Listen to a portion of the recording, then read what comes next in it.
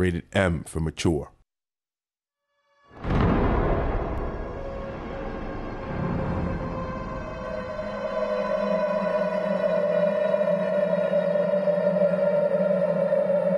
Best way to escape a problem is to solve it.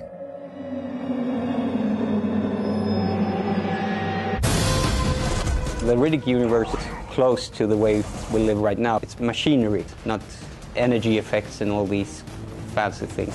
It's none of the glam of the space and the future. It's just the underbelly. We try to create a fresh blend. That's part of our experience as artists ourselves, and part of it is the Riddick universe, and we try to build on that. We're all very dedicated to quality, so there are a lot of iterations on pretty much any asset you see in the game.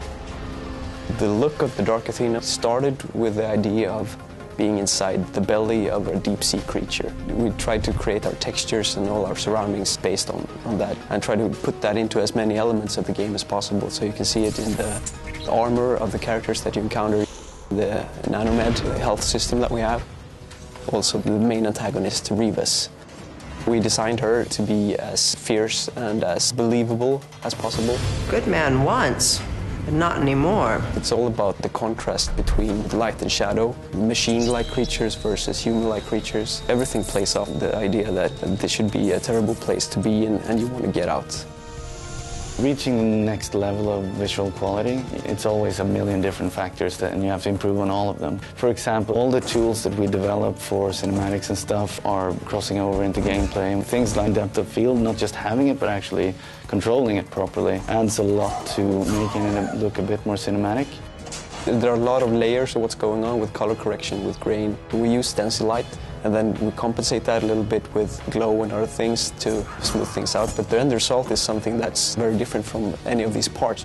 How long have you been here? We have a really strong cast. Vin Diesel, of course, Exhibit, Michelle Forbes is there, we have Lance Henriksen. Riddick, get in there ASAP and I'll lock the door for you. Morgan Shepard, Ron Perlman. You've got a hearing problem.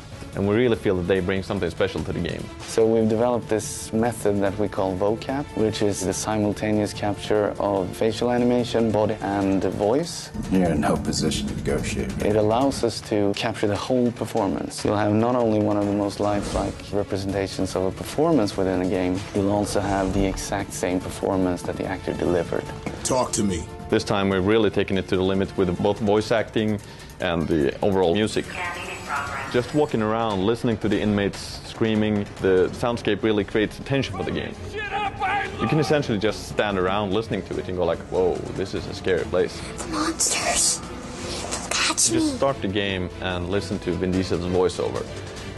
Now the monsters have something to fear. So that is something really special, that voice. And his narrative carries the whole first-person experience forward. You really know what you're going to do. You really are motivated. When his voice came in there, it felt like, yeah, this is it. I'm either doing or I'm not. When we release this game now, it's going to be the by far most polished game we ever made.